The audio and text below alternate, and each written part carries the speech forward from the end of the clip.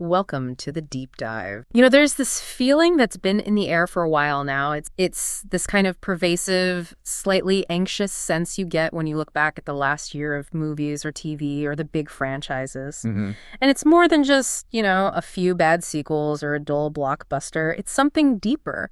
It's this realization that the entire entertainment landscape, especially from the big Western studios, just felt, fundamentally barren. That's the word for it, barren. Yeah. And that anxiety, Right. It's real and it's definitely widespread. It is. It's the feeling that finding something genuinely excellent, something mature and engaging, now feels like you're scrounging around for scraps instead of, being served proper meal. And that's exactly what this deep dive is about. Mm-hmm. The source material we're looking at today moves way beyond the usual grumbling. It tries to diagnose that exact feeling. The analysis we've synthesized suggests that 2025, it might not just have been a disappointing year. It might have been one of the weakest, most creatively empty years in recent memory. And crucially, the argument is that the problem isn't the usual suspect. Right. It's not just cynicism or corporate. Exactly. It's not that simple. So our mission today is to move past those familiar critiques, the ones that are, satisfying to yell about online, but don't really explain the systemic rot that seems to be setting in. We're focusing on a much deeper and, honestly, a far more unsettling diagnosis of fundamental underlying creative failure. And the sources we're digging into, they suggest this crisis is rooted not in intent or budget, but in the very concept of aptitude within the intent. That's the harsh claim, isn't it? It forces you to question the entire hierarchy of creative talent. It really does. The initial thesis we're unpacking is, pretty radical. It asks, what if the people being promoted to make these mega budget projects, what if they no longer have a foundational understanding of what good even is? What if the system that selects writers and directors has started optimizing for everything but imaginative dominance? If that's the case, then we have to look really rigorously at the structures, the content functionary pipeline, the economics of streaming, all the things that have put those people in power. Exactly. So, okay, let's unpack this. Let's start with how this failure mode is different from the failures of the past. Okay, so if we're saying past creative failures were, rooted in cynicism or greed, the idea that people knew how to make something great but chose the fast and cheap option. Right. How is what's happening now fundamental? That distinction is absolutely key to the whole diagnosis. The source material flags this right away. It's a shift from a problem of intent to a problem of, capability. Capability. Yeah. I mean, you look at bad eras in the past, right? The late 90s, parts of the 80s. Yeah. Failure was often about excess or just lazy formulaic repetition. Sure, just copying the last big hit. Exactly. Filmmakers and writers were trying to replicate a success, maybe with less money or less effort, but they were still operating within the, let's call it, the gravitational pull of established quality. Mm-hmm. They knew what a good script looked like. They just chose to make a bad one for a quick buck. Precisely. That was cynicism. But the critique now suggests we're watching work produced by people who genuinely don't understand the components necessary for foundational quality in the first place. That is a staggering indictment of the professional class that's supposed to be creating our culture. It is. Uh-huh. And it moves the whole discussion away from just calling an executive cynical or a showrunner greedy. It forces us to question the fundamental competency and aptitude of the whole creative ecosystem. So we're not just watching bad copies of good things anymore. No, we're watching content where the creators seem to lack the historical context or maybe just the basic narrative skill to structure compelling drama or dialogue or even just believable character motivation. And the sources are pretty helpful here. They actually trace a sort of progression. They suggest there have been 3 distinct stages of decline over the last... Right, and the first, most visible phase was what the source material calls the woke era.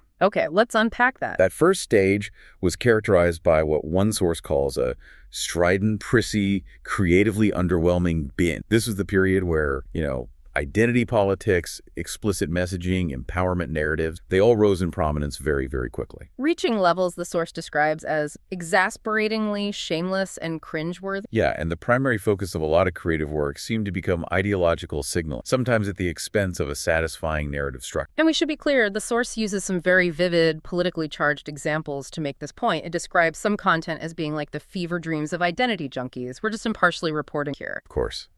And the argument being made is that this preoccupation with external messaging often became the story itself and that fundamentally undermined the creative output. And that era generated a lot of pushback. A lot of online satire focused on that message co-option. It did. But the crucial insight from our sources is that the worst, most strident excesses of that phase, they're actually receding now. Yeah. Partly because of market feedback audience exhaustion. But we didn't exactly transition into a creative renaissance after that, did we? Not at all. We moved right into the second stage. Which the source calls the slop era. The slop era, the come down. Studios realized they'd alienated a chunk of the audience but hadn't figured out how to pivot back to just quality. It was a period defined by massive, directionless volume. And that brings us to where we are now, the third and arguably the most troubling phase, the creatively derelict phase. Exactly.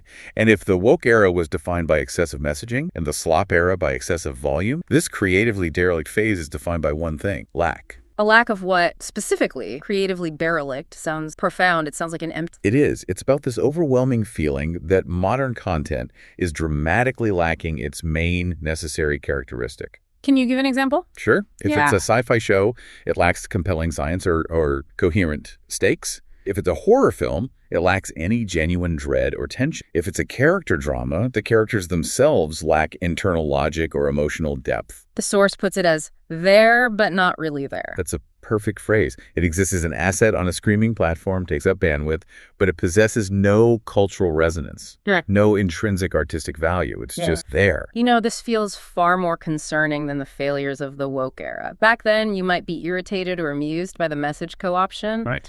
But now the source is suggesting that reaction has shifted. It's become a deeper kind of incredulity and incomprehension at basic storytelling failure. That shift is the tell. It's the key. It's no longer amused disparagement. You're not irritated that the message is wrong. You're bewildered that the craft is non-existent. You're watching a massive high-budget production and just thinking, How could $300 million result in a script that feels like a first draft? That level of incomprehension is what defines creative dereliction. The industry seems structurally incapable of producing work that meets even the baseline requirements of its genre.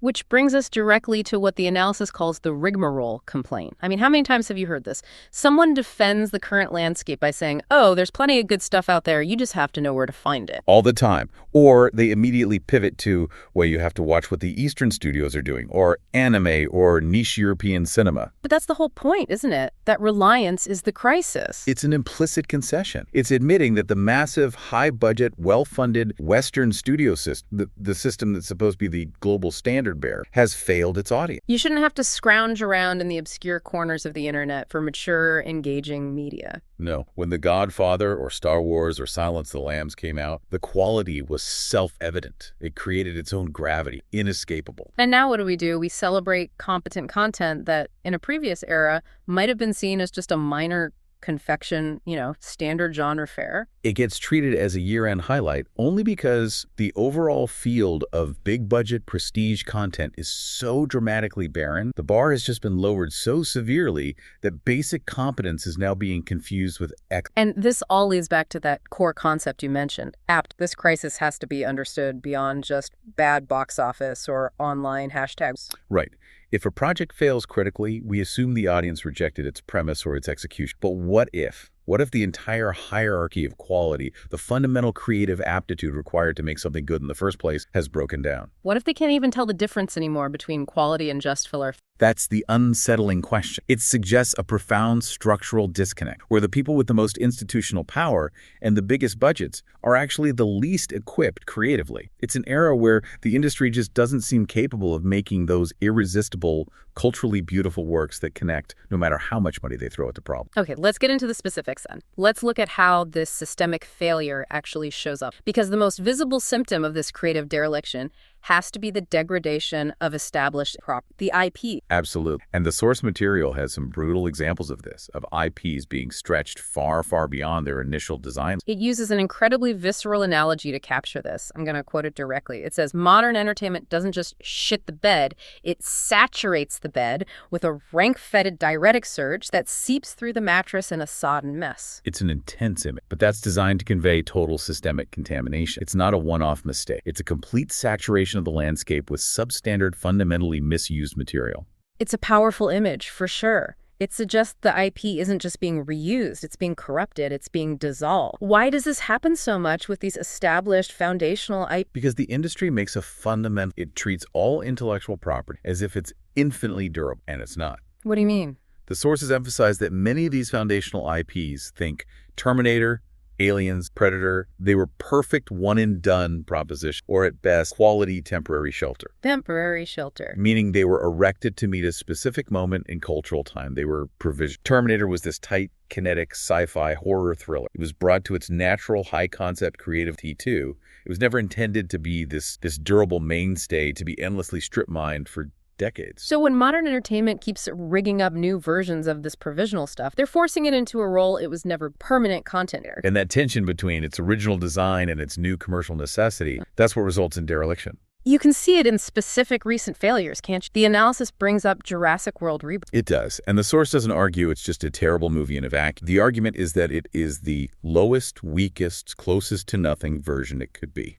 And what does that mean for you? It means it lacked any novel reason to exist. It had the signifiers, right? Dinosaurs, running, screaming kid. But it lacked all the essential ingredients. The awe, the genuine suspense, compelling character stakes, any coherent reflection on the ethics of genetic engineering that defined the original. So it wasn't just a copy of a copy. It was a degraded approximation of that copy of a copy of a copy. It's an iteration so far removed from the original source code that it's just hollowed out. It shows an inability to even execute the basic requirements of what made the franchise a success in the first. And that kind of profound creative exhaustion, that shifts the audience's reaction, doesn't it? It moves away from they ripped us off to that deep incredulity we talked. Exactly. The feeling isn't annoyance, it's how could they get something so simple, so fundamentally wrong? The analysis of Alien Earth seems to be the perfect encapsulation of that feeling. Alien Earth is cited as a prime example of incomprehension. Not just hate. The expectation for a major IP like Alien is enormous. And you assume the writers brought in, who were supposed to be the absolute cream of the crop, would at least be able to assemble a,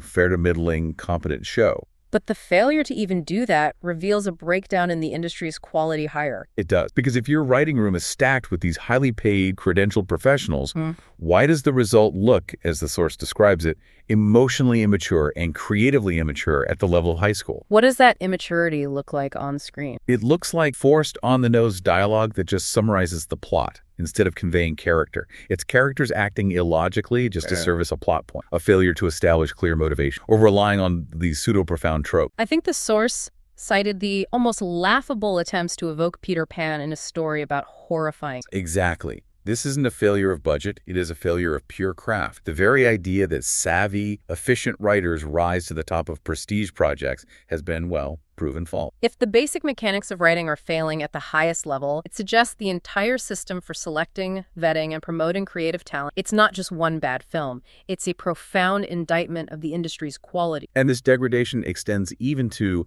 IPs that were perfect in their original minimalist form. I mean, look at Dan Trachtenberg's interpretation of Predator. The source describes the approach as so banal, so anal retentive. The original Predator was a mass of masculine anxiety and jungle parent. It was simple, brutal, and incredibly effective. It was. So when you try to layer on all this unnecessary thematic complexity or radically alter the fundamental structure of the conflict, you're forcing that provisional content into a mold it just rejects. And the result is what the source calls content that is gone shot. Yeah. A final product so far removed from the core appeal that it's barely comprehensible as the IP it claims to be. This is the incoherent Chinese whispers effect in action. Right, the Chinese whispers effect. You start with the original idea, brilliant, singular, high concept.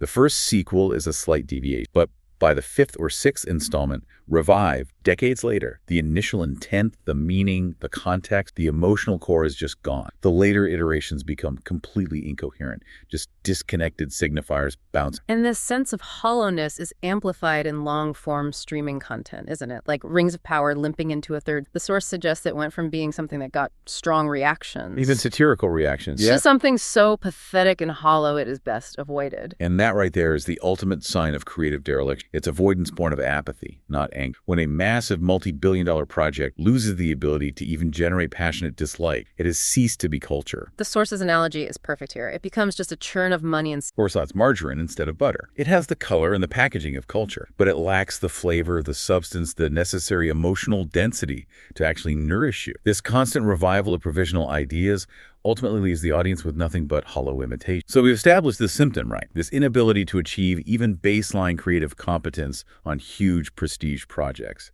Now we have to get into the structural why. If the content is so consistently lacking in aptitude, we have to ask the question the source asks. Who in the Jesus suffering effort are these writers? And that is the crucial pivot point. This isn't about blaming individuals. It's about analyzing the system that promoted. So what is the profile of this new creative class? The short analytical answer from the source, credentialed generalist with institutional fluency. And that profile tells you everything. The selection criteria have shifted away from artistic genius towards, well, managerial compatibility. Okay, let's break that profile down piece by piece, because this is where you can really see the manufacturing process. These are professionals with, say, 1 or 2 staff writer credits, mostly on streaming shows. They have a lot of experience in those massive writer. And critically, their reputation isn't built on a script that blew the doors off Hollywood. Their reputation is built on being reliable, collaborative, fast, and politically safe. The definition of a non-disruptive professional. Exact. They're often Ivy adjacent or MFA trained, signals institutional access and an early career conformity to established norms that prioritize process and messaging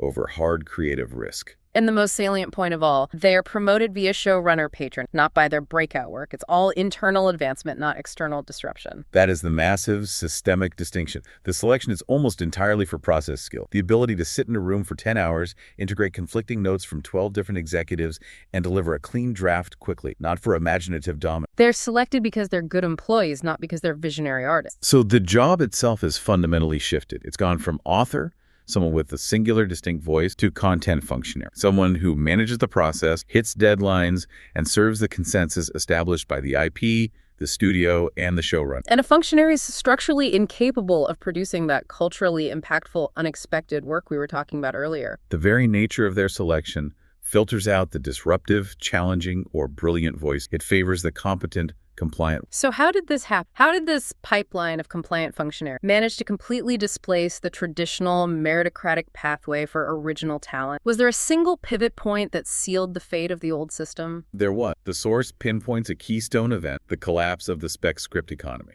The spec script economy. And that was the mechanism for meritocratic entry. Its disappearance fundamentally changed the DNA of the entire industry. Okay, so let's elaborate on the old way. Yeah. From the 80s through the early 2000s, how did a writer break through? You broke in via spec script. Original screenplays written purely on speculation, often completely unconnected to existing IP, that studios would aggressively read and buy. It was a high-risk, high-reward system. Because studios needed fresh concept, and they needed proof of undeniable talent. And the script itself was the undeniable proof of imaginative dominance. I have to imagine in that environment, if a script went hard, if it was brilliant, original, executable, then bad politics or a difficult personality didn't matter as much. The work spoke for itself. Talent was the entry currency. The script was your calling card, your disruptive force. Agents were incentivized to push risky singular voices because those voices could generate a massive immediate profit when a spec sold for $1 million. The system was built on the belief that originality, if executed flawlessly, would always overcome risk. But the new way, starting in the late 2010s and then accelerating with the streaming wars,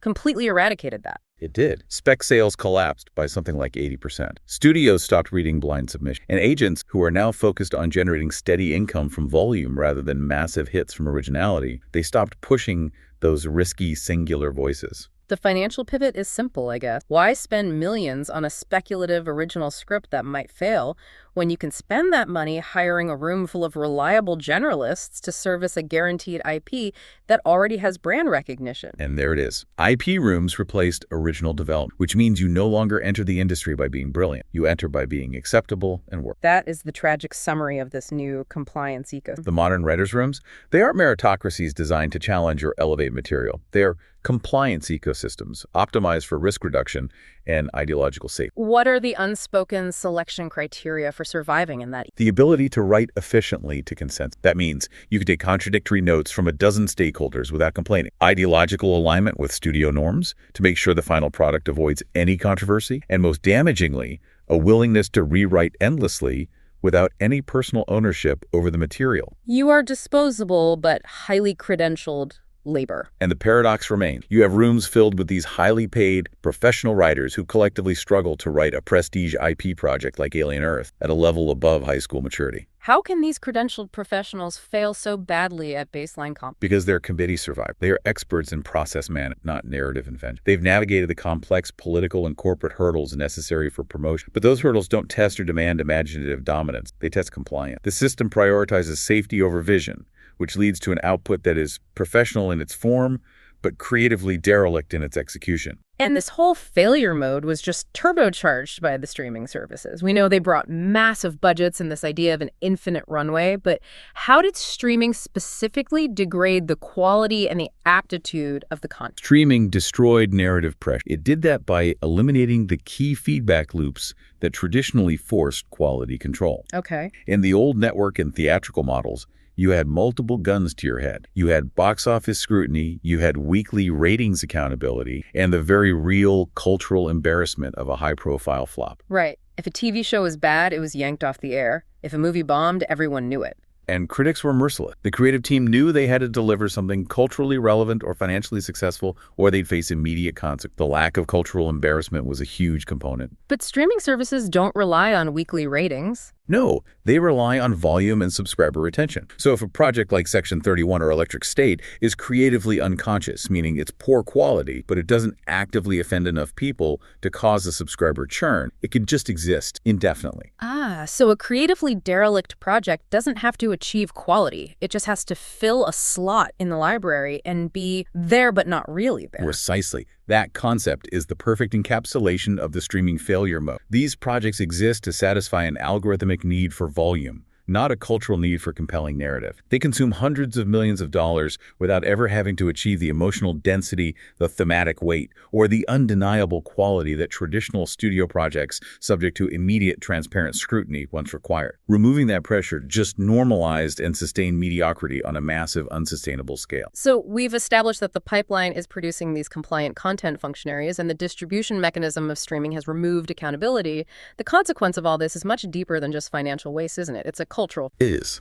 The source argues that entertainment has crucially lost the ability, the knack, of delivering impactful culture precisely when society needs it most. And this is the high-level consequence. Culture, when it's at its best, is symbiotic with social energy. When there's a huge cultural urge, a widespread need for expression or release or a new aesthetic, great entertainment was historically able to rise to that occasion. And deliver that expression in its most ideal form. This really speaks to the concept of authenticity, doesn't it? The ability for a creative work to feel like it grew organically out of the moment rather than being manufactured by. Absolutely. Think about the historical examples at the analysis site. Consider the UK in 1967. It was the height of the Summer of Love, a moment of profound social and spiritual change, and it demanded a massive cultural statement of unity and hope. And what happened? The Beatles produced All You Need Is Love for the world's first ever global satellite broadcast. It was the perfect expression of that. Perfectly timed, flawlessly executed, universally resonant. It wasn't committee tested. It was a pure, timely, artistic distillation of global mood. Now let's fast forward to the U.S. in the early 90s. American youth were feeling this profound cultural shift, a resentment of the materialistic excess of a sense of malaise, and a desperate need for something raw and authentic that rejected all that polish. Yeah, Nirvana's Nevermind arrived. The precise, ideal cultural expression of that urge. Ragged, anti-establishment,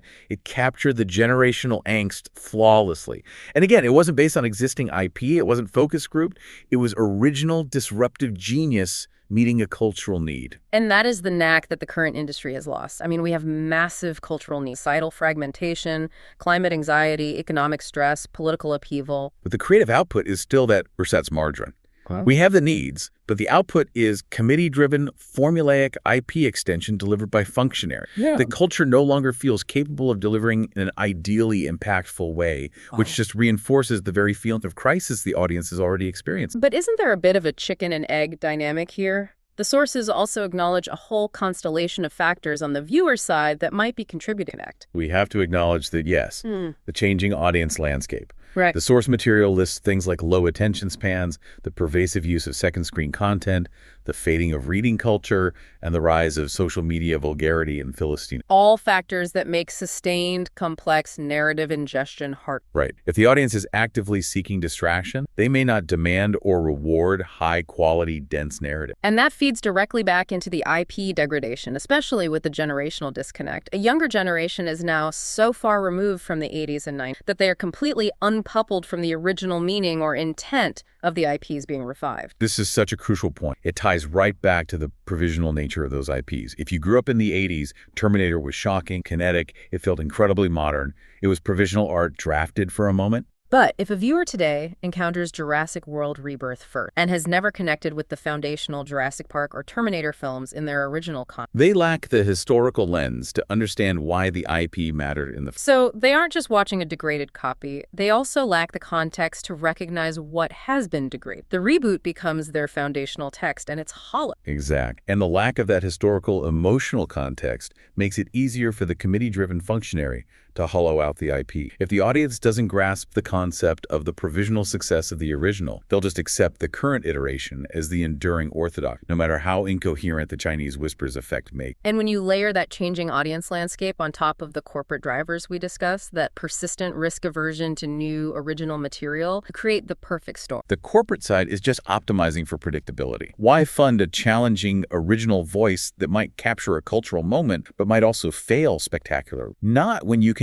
algorithmically formulate content based on viewing habit and just recycle a provisional IP. That decision path leads directly back to the compliance ecosystem. The studios reinforce the problem by kowtowing to content formulation and showrunner patronage, which guarantees safety and avoids risk. So it's a self-perpetuating cycle. Studios are afraid to fund originality, so they rely on provisional IP serviced by content, which results in creatively derelict products. Which further lowers audience expectations and attention spans, making the audience less likely to demand disruptive, quality work in the future. The core issue, then, is that the industry's mechanisms selecting talent and delivering work are now optimized for continuous, moderate compliance, making them structurally incapable of producing the truly exceptional, timely, culturally resonant work that defined past golden era. The creative crisis isn't just about bad movies. It's about the systemic dismantling of the engine that once produced cultural breakthroughs. So what does this comprehensive analysis mean for you, the person? When we synthesize all these findings, the widespread creative crisis we feel in modern entertainment seems to be driven less by singular bad decisions or simple corporate, and more by two fundamental systemic failures that are acting in conflict. First, there's the complete collapse of the meritocratic, disruptive writer pipe. It's been replaced by the risk-averse content functionary and the compliance, a system that prioritizes process management and safety over imaginative dominance. And second, there's the relentless commercialization and strip mining of provisional intellectual property. These are IPs that were effective, brilliant in their moment, but were never designed for the longevity and durability they're being forced into. And the result is these incoherent, degraded approximations of their former self. The source material captures the strange, paradoxical nature of this creative void perfect. It says the crisis is loud and eerily quiet at the same time. It is. It's deafeningly loud in terms of industry output, massive budgets, and the sheer volume of public complaint. But it is eerily quiet in terms of original, groundbreaking, or culturally essential work that genuinely captures the moment. And that silence is ultimately what defines the failure. It's why many people feel, as the source puts it, a strange kind of relic when anticipating major tentpole failures, like the eventual Avengers Dooms. The prediction isn't that the film will be spectacularly bad. It's that it will be the absence of anything monumental that will be the monumental thing. The inability for even the largest, most significant cultural event to rise to the occasion will be the final, most visible confirmation of creative void. We've established that many of the beloved IPs being revived today were only intended as interim policies drafted to meet a moment that linger on into orthodox. They were temporary shelters built for a purpose. But now, the industry is mistakenly trying to build its durable cultural future on these provisional, degraded foundations. And that leads us to the final provocative thought. The challenge is that, based on the diagnosis of the compliance ecosystem and the streaming mechanism, what provisional content are we watching? What committee-driven hit? What formulaic IP extent? What piece of perfectly acceptable slop will the next generation mistakenly try to build their durable culture upon? What empty shell of today will become tomorrow's hollow? That is the long-term cost of the creative crisis we're